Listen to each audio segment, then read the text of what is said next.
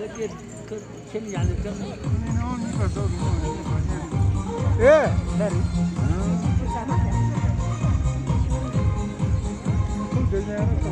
그거 뭐? 시. 그게 그건.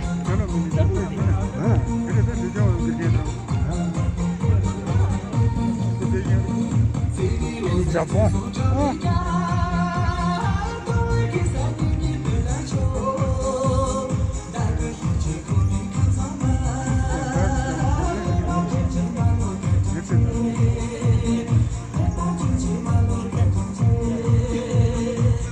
이거 그 다리. 그만 해. 저 상만.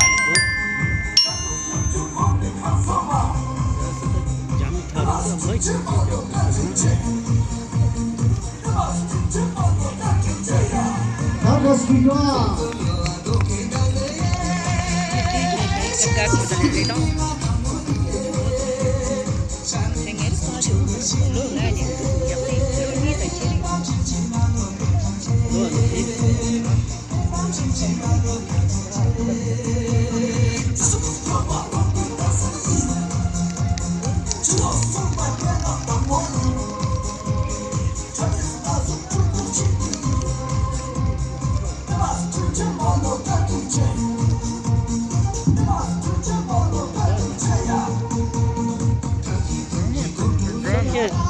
이렇게 넣어도 같이